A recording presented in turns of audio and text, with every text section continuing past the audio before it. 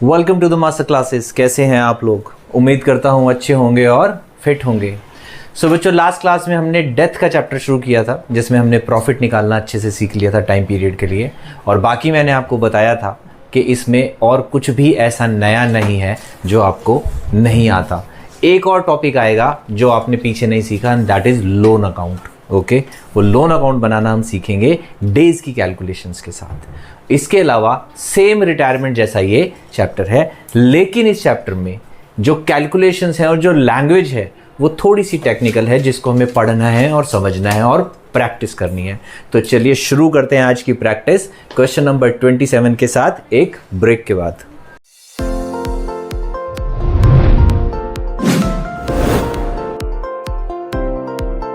Welcome back. हाँ जी बच्चों, पहले क्वेश्चन पढ़ेंगे। देखिए क्या कह रहा है इस क्वेश्चन में। X and Y are partners, partnership deed provides inter Alia.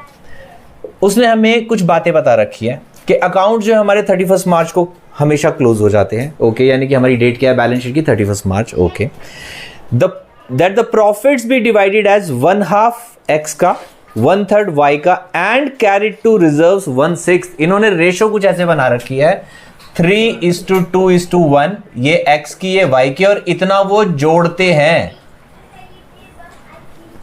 यही एक पॉइंट है इस क्वेश्चन में मेन। लेकिन क्योंकि अब डेथ हो गई है तो अब जो भी बटेगा वो किस में बटेगा? सिर्फ 3:2 में डिस्ट्रीब्यूट होगा। यानी कि कोई भी चीज निकालेंगे, अब कैसे निकालेंगे? 3:2 की रेशो लेके निकालेंगे। तो 2/5 करेंगे या 2/6 करेंगे वाई के लिए? 2/5। किस किस को लगता है 2/6 करेंगे? ओके, सिर्फ तुझे ही लगता है। तो इसमें 2/5 करेंगे। अगर 2/6 कर देंगे तो फिर से इसका मतलब रिजर्व्स क्रिएट हो गए, जबकि अब रिजर्व्स क्रिएट नहीं करने हैं। वो भी तो कर रहे हैं तो अब नहीं करने ना। क्या ये रिजर्व का हिस्सा मरने के बाद इसको दोगे आप? नहीं दोगे। अब खत्म हो गया, सब बांट रहे हैं। तो अब बचा के क्या करना है? क्योंकि अब बचा हुआ हिस्सा किसी को नहीं देना, बिजनेस आगे नहीं चलेगा। जब भी दो पार्टनर्स होते हैं और एक की डेथ हो जाती है तो बच्चों पार्टनरशिप खत्म हो जाती है।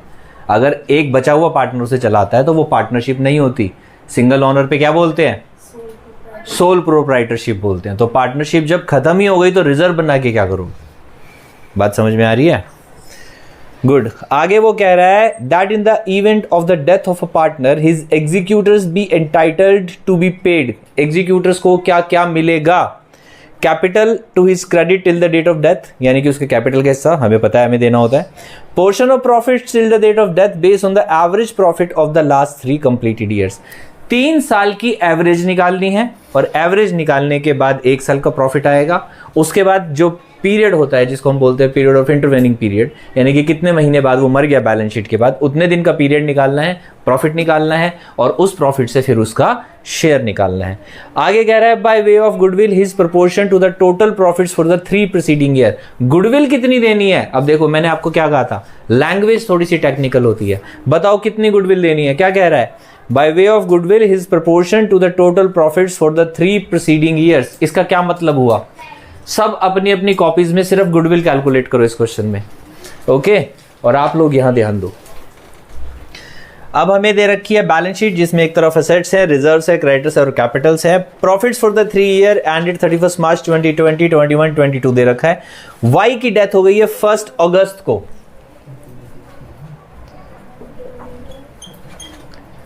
कितना टाइम पीरियड हो गया? हमारा जो टाइम पीरियड आ जाएगा अप्रैल, मई, जून, जुलाई, यानी कि 4 मंथ्स। अगस्त को कंसीडर नहीं करेंगे क्योंकि 1 अगस्त है। ओके, 31 अगस्त होती तो हम अगस्त को भी कंसीडर करते। चलिए, अब वो कह रहा है, कुछ नहीं कह रहा है, उसने तो कह दिया जो कहना था। अकाउंट बनाएंगे। इसमें बच्चों किसका अकाउंट बनता है? हमेशा जो मर जाता है बस उसका अकाउंट बनता है। यानी कि हम बनाएंगे wise capital account.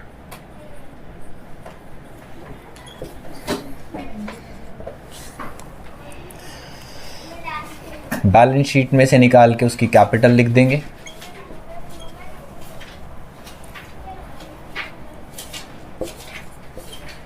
General reserve 2/5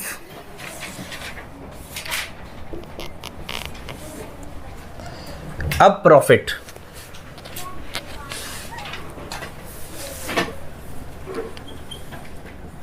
कैसे कैलकुलेट करना है?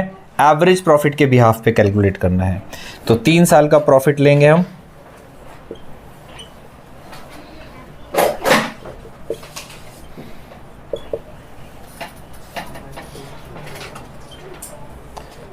ये आ गया हमारा एवरेज प्रॉफिट।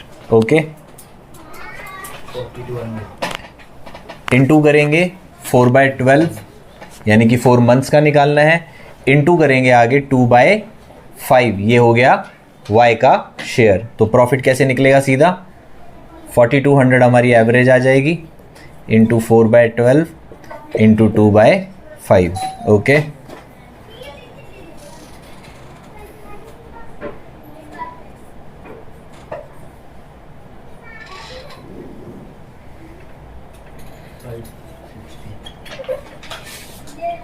क्या लिखते हैं एंट्री? बाय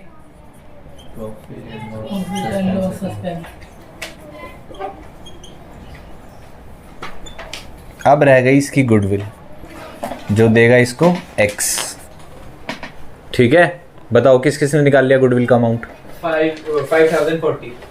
5040 निकाल लिया, देखा।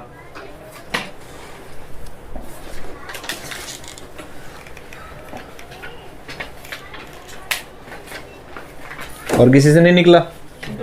कैसे निकालना है? सीधा सीधा बोला उसने। गुडविल का शेयर कैसे निकलेगा? उसके 3 साल के प्रॉफिट का हिस्सा निकालना है, सीधा सीधा। तो 3 साल का जब प्रॉफिट ऐड करोगे तो वो आ जाएगा आपका 12,600। गुडविल की कैलकुलेशन कर रहे हैं हम, और सीधा सीधा उसका जो हिस्सा है, कोई एवरेजिंग नहीं करनी, कुछ नहीं करना, सीधा उसका हिस्सा निकालना है। और ये उसी की गुडविल निकलेगी, ये फर्म की गुडविल भी नहीं निकलेगी। किसकी गुडविल निकलेगी? फर्म की। याद रखना, कभी फर्म की गुडविल निकालते हैं क्वेश्चंस में, कभी सीधा डिसीज पार्टनर की गुडविल निकलती है। तो आपको सिर्फ लैंग्वेज पे ध्यान देना है। ये किसकी गुडविल निकलेगी? वाई की गुडविल निकलेगी। तो कितना आ गया ये? 5040 आ रहा है। चलिए जी, अब इसको टोटल कर देते हैं। 6, 7 और 5 12, 700, 800, 12,800, 12,800। क्या लिखेंगे यहाँ पे? To wise executors account.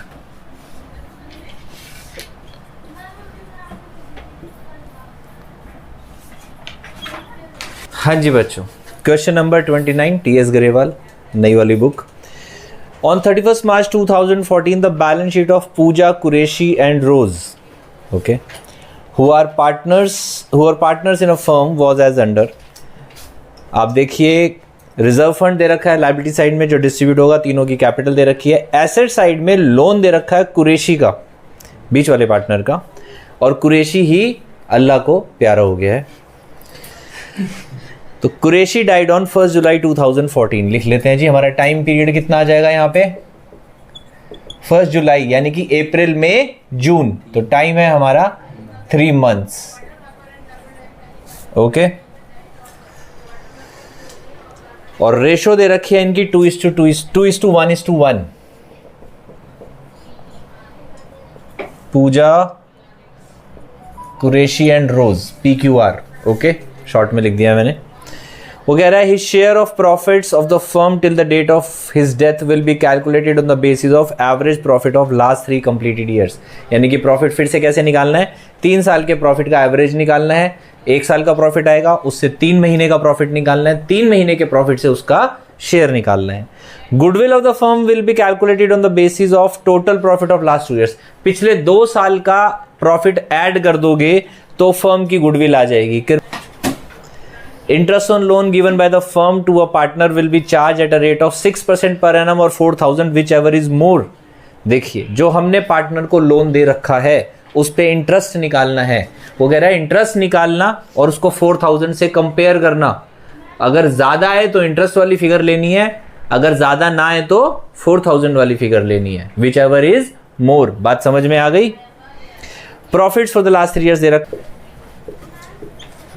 सबसे पहले बैलेंस शीट से लिख देंगे उसकी capital 1 lakh rupees, balance sheet में दूसरी चीज है रिजर्व फंड, लिख देते हैं।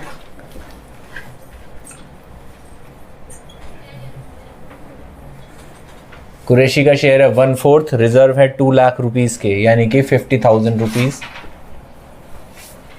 तीसरा उसको देना है गुडविल और प्रॉफिट बाय, क्या लिखते हैं, profit and loss suspense account, और गुडविल देंगे बाय P बाय Q, और उसके बाद इसका जो लोन है वो यहाँ ट्रांसफ़र हो जाएगा 1 2 3 थर्ड नंबर पे 1 लाख रुपए टू कुरैशीज लोन अकाउंट,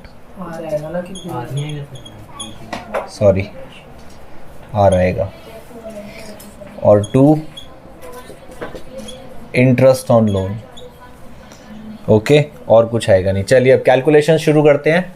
सबसे पहले प्रॉफिट कैसे निकालना है, एवरेज बेसिस ऑफ 3 इयर्स, यानी कि 45,000 प्लस 48,000 प्लस 33,000, ये हो गया 3 साल का प्रॉफिट, अपॉन में 3 इंटू से 3/12 और इंटू से 1/4।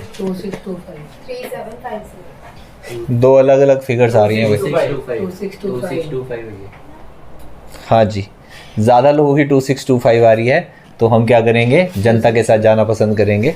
आपने क्या गलती करी है आप देखो, ठीक है, चेक कर ले भाई एक बारी।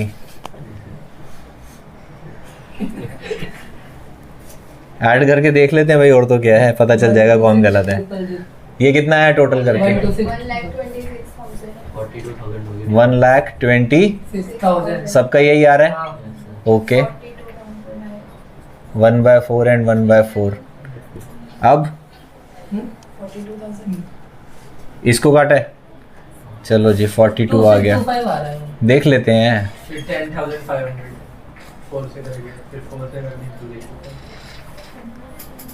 4 से जाएगा ये 21 10,500, बिल्कुल ठीक।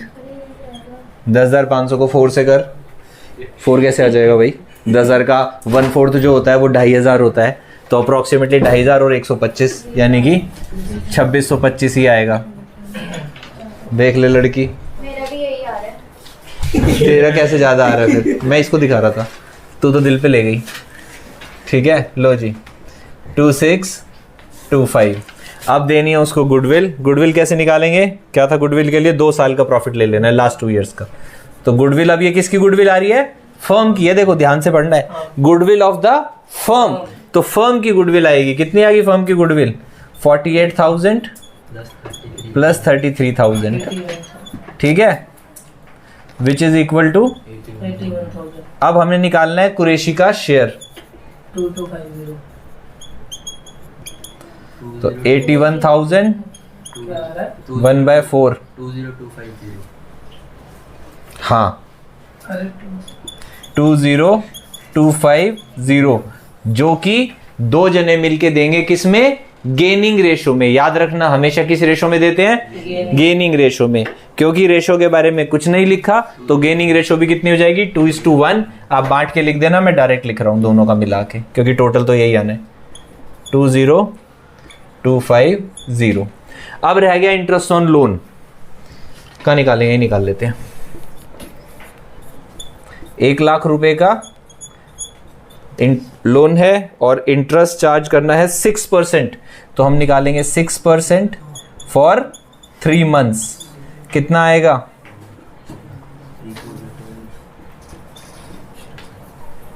1500 और 4,000, विच एवर इज, क्या लिखा है, मोर, तो मोर कौन है इनमें से, 4,000 मोर है, तो 4,000 लिख देते हैं भाई। टोटल कर लो, बैलेंस निकाल लो।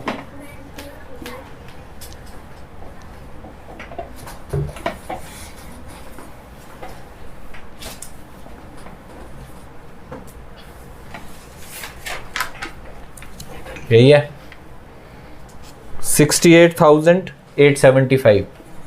हाँ ये आ गया टू क्यूज एग्जीक्यूटर्स अकाउंट।